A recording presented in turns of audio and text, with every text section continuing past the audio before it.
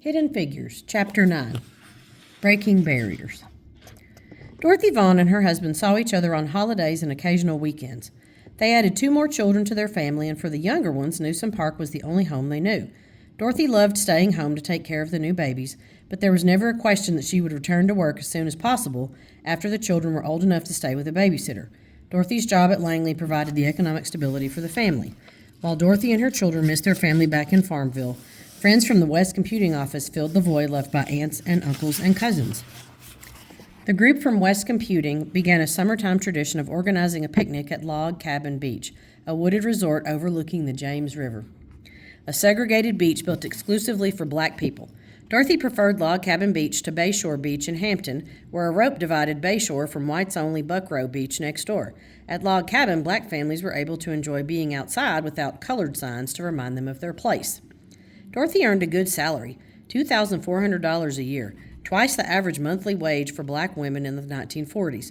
When the laboratory operated on a 24-hour schedule during the war, Dorothy had worked from 3 p.m. to 11 p.m. shift, taking care of her family by day and crunching numbers at night. Most of the other West computers also decided to keep their jobs. The section had outgrown its original room in the warehouse building, and in 1945 they moved to 2 spacious offices on the first floor of the newly built Aircraft Loads Division building. But providing for the needs of 6 children meant that vacations didn't come along often. Dorothy was frugal. She sewed clothes for herself and her children, clipped coupons, and wore shoes until her feet pushed through the worn soles. She sacrificed for her children. Many evenings, Dorothy came home from work and made dinner for the family. After putting the meal on the table, she walked around the block until the children were done eating. She then ate only the leftovers. She didn't want to eat before she knew that her little ones had eaten all that they needed.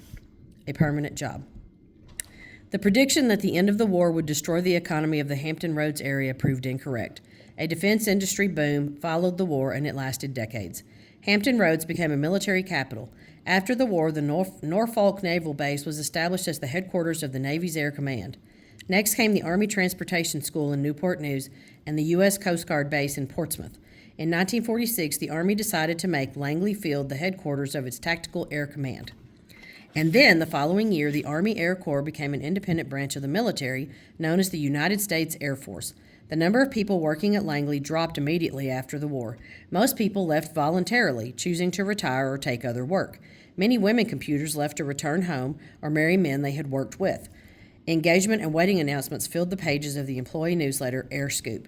Another popular newsletter feature was Air Mail, a listing of birth announcements. The women had to figure out how to balance the demands of family and work on a long-term basis. Some women took time off to take care of their babies, while others quit their jobs altogether. But with the airplane growing ever more important to America's economy and its military, it seemed like Langley might always need talented computers. In 1947, the laboratory disbanded the East Computing Pool and sent the white women who had been working in that office to work in specific wind tunnels. All of East Computing's assignments were reassigned to West Computing. With the added work, West Computing remained in high gear. It wasn't surprising that Langley wanted to keep Dorothy Vaughan on as a computer. In 3 years, she had proven herself by handing in error-free work and managing deadlines without complaint. She earned excellent ratings from her bosses and had been promoted to shift supervisor, managing 1/3 of a group that was now made up of 25 women. Specialization. Men often came to the laboratory as junior engineers and were allowed to design and conduct their own experiments. Researchers took the men under their wings, teaching them the ropes. Women, on the other hand, had to work much harder to overcome other people's low expectations. A woman who worked in the central computing pool was one step removed from the research, and the engineer's assignments sometimes lacked the context to give the computer much knowledge about the project. The work of most of the women was anonymous. Even a woman who had worked closely with an engineer on a research report rarely saw her name on the final publication. The engineers assumed it didn't matter. After all, she was just a woman, and many of the men were blind to the fact that a woman might have the same ambitions as a man. Sometimes a computer's work impressed an engineer so much that he invited her to join him working full-time with a wind tunnel group. For the women, this meant an opportunity to get closer to the research and perhaps specialize in a particular subfield of aeronautics. A computer who could not only process data, but also understand how to interpret it was more valuable to the team than a pool computer with more general knowledge. Specialization became the key to managing the increasingly complex nature of aeronautical research in the post-war era. sonic boom. Many of the Langley engineers shared a dream. They wanted to design an aircraft capable of flying faster than the speed of sound, and the women at Langley were no exception. They dreamed of this exciting possibility, which was seeming less far-fetched by the day. To pursue this dream, in 1947, a group of 13 employees, including 2 former East computers, were sent to the Mojave Desert in the western part of the United States to establish a high-speed flight research center.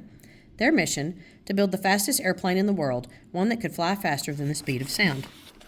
The speed of sound is about 760 miles per hour. The exact number varies depending on temperature, altitude, and humidity. Scientists used to think that flying faster than the speed of sound was impossible, but they were wrong. Mach 1 is the term for something moving at the speed of sound. When an object is moving this fast, the air molecules in front of the object can't get out of the way quickly enough, so they become compressed and form a shock wave. That shock wave is the noise we hear from the crack of a bullwhip or the firing of a bullet. Scientists weren't sure what would happen to a pilot or his plane if he flew at Mach 1. Some researchers thought that the plane or the pilot would be destroyed by the power of the shock wave. Others disagreed. There was only one way to find out. Try it. On October 14, 1947, pilot Chuck Yeager flew over the Mojave Desert in an NACA-developed experimental research plane called the Bell X-1, and he pierced the sound barrier for the first time in history. The plane caused a loud noise, a sonic boom just like the shockwave from the bullet and the bullwhip, but the pilot and the plane were safe. The female computers on the ground verified the data transmitted from the instruments attached to the X-1 on its record-breaking flight. At the Mojave Desert facility, the computers who helped with this experiment had the chance to do significant work and get credit for it. They were promoted from computer to the higher position of junior engineer and were named as the authors of research reports, a necessary first step in the career of an engineer. And for a woman, it was an extraordinary achievement. It meant that the whole world would see that she had contributed to a worthy piece of research and that she was an important member of an engineering team. Dorothy Hoover, another black woman who worked in West Computing, was the first African-American woman to leave the computing pool and get a chance at a research job, working directly for an engineer. She had earned an undergraduate degree in math from Arkansas Agricultural, Mechanical, and Normal College and a master's degree in mathematics from Atlanta University, and she taught in 3 states before coming to Langley in 1943. She was excellent at abstract concepts and complex equations. She had been assigned many of the most challenging problems and always submitted flawless work. As a talented mathematician with an independent mind, Dorothy Hoover was a perfect addition to any research team. Her visibility with engineers increased with her promotion. She answered the computer's questions and understood complex math so well that she sometimes knew more than many of the engineers in the lab. The section leader. Dorothy Vaughn was an excellent leader within the West Area Computing Pool. In 1947, one of her bosses got sick and was out of the office for a month. The next year, the boss fell ill again. Then in early 1949, Dorothy's boss began to act strangely at work. She suffered a mental breakdown and was forced to leave her job. The tragic incident left the computing pool without a leader, but the engineers at the laboratory decided to choose Dorothy to be the temporary head of the entire section. This was the first time an African-American woman had been assigned a management role at Langley. At the time, it was unthinkable for a man to report to a woman.